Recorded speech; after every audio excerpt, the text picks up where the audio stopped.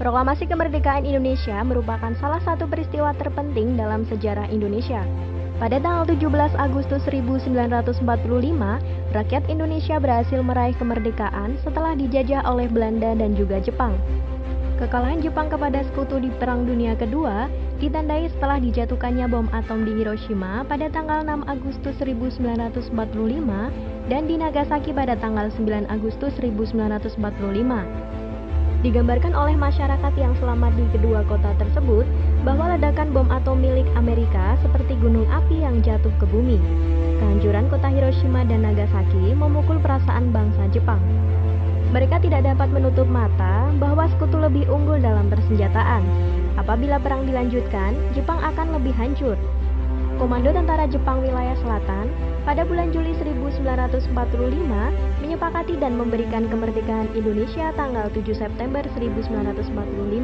Pada tanggal 7 Agustus 1945, Jenderal Terauchi menyetujui pembentukan Dokuritsu Jumbi Inkai atau Panitia Persiapan Kemerdekaan Indonesia yang tugasnya melanjutkan pekerjaan dari BPUPKI yang diketuai oleh Insinyur Soekarno dengan wakilnya Dr. Andes Muhammad Hatta. Panitia Persiapan atau PPKI yang beranggotakan 21 orang Indonesia yang berasal dari berbagai daerah seperti Jawa dengan 12 wakil, Sumatera 3 wakil, Sulawesi 2 wakil, Kalimantan, Sunda Kecil, Maluku dan golongan penduduk Cina yang masing-masing 1 wakil. Jenderal Terauchi pada tanggal 9 Agustus 1945 memanggil Soekarno, Muhammad Hatta, dan Rajiman Widyodiningrat untuk pergi ke Dalat, kota Saigon, yang merupakan salah satu pusat tentara Jepang. Pada tanggal 12 Agustus 1945, Jenderal Terauchi mengucapkan selamat kepada Soekarno dan Muhammad Hatta sebagai ketua dan wakil ketua PPKI. Kemudian, hari-hari menjelang tanggal 15 Agustus 1945 merupakan hari yang menegangkan bagi bangsa Jepang dan bangsa Indonesia. Bagi bangsa Jepang, tanggal tersebut merupakan titik akhir nyali mereka dalam melanjutkan Perang Dunia II. Menyerah kepada sekutu adalah pilihan yang sangat pahit bagi Jepang, namun tetap harus dilakukan. Bagi Indonesia, tanggal tersebut justru menjadi kesempatan baik untuk mempercepat proklamasi kemerdekaan. Inilah yang menjadi pemikiran utama golongan muda kaum pergerakan Indonesia. Para pemuda berpikir bahwa menyerahnya Jepang kepada sekutu berarti di Indonesia sedang kosong kekuasaan. Proklamasi dipercepat adalah pilihan yang tepat. Jika perlu saat itu juga. Mereka menilai PPKI adalah buatan Jepang. Proklamasi kemerdekaan harus lepas dari pengaruh Jepang. Sehari kemudian, gejolak tekanan yang menghendaki pengambil alihan kekuasaan oleh Indonesia makin dilancarkan para pemuda dari beberapa golongan. Rapat PPKI pada tanggal 16 Agustus pukul 10 pagi tidak dilaksanakan karena Soekarno dan Hatta tidak muncul. Para pemuda pejuang termasuk Khairul Saleh, Sukarni, dan Wikana terbakar gelora kepahlawanannya setelah berdiskusi dengan Tan Malaka tergabung dalam gerakan bawah tanah yang kehilangan kesabaran.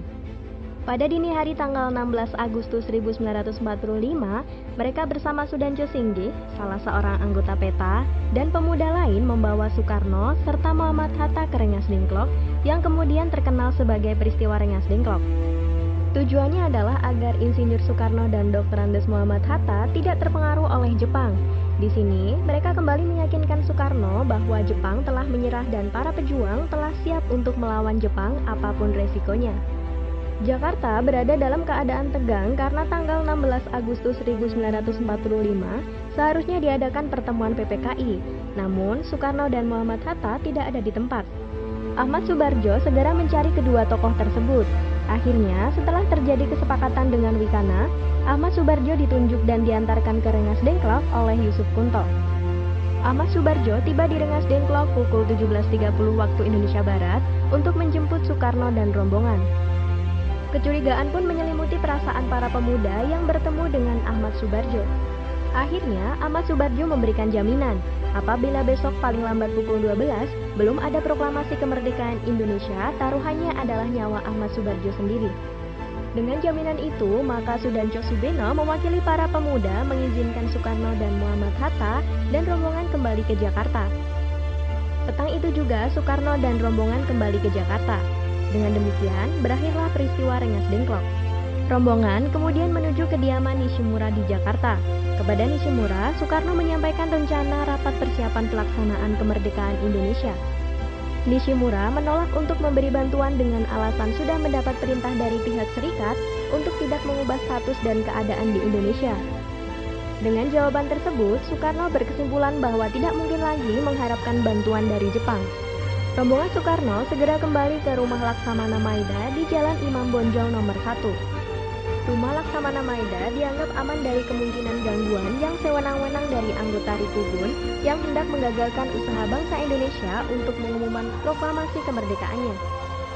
Oleh karena Laksamana Maida adalah kepala perwakilan Kaigun, maka rumahnya merupakan ekstrateritorial yang harus dihormati oleh Rikugun. Penyusunan teks proklamasi dilakukan oleh Soekarno, Muhammad Hatta, dan Ahmad Subarjo, serta disaksikan oleh Soekarni, B.M. Diah, Sudiro, dan Sayuti Melik. Soekarno pertama kali menuliskan kata pernyataan proklamasi.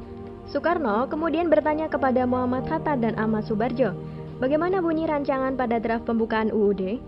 Kedua orang yang ditanya pun tidak ingat persis.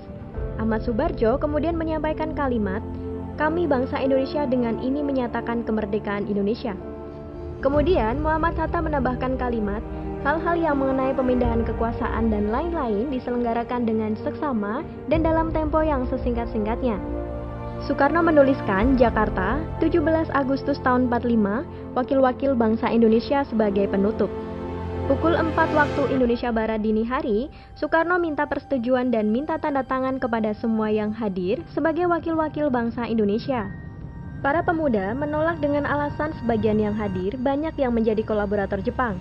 Kemudian, Soekarni mengusulkan agar teks proklamasi cukup ditandatangani dua orang tokoh, yakni Soekarno dan Muhammad Hatta atas nama bangsa Indonesia. Usul Soekarni pun diterima.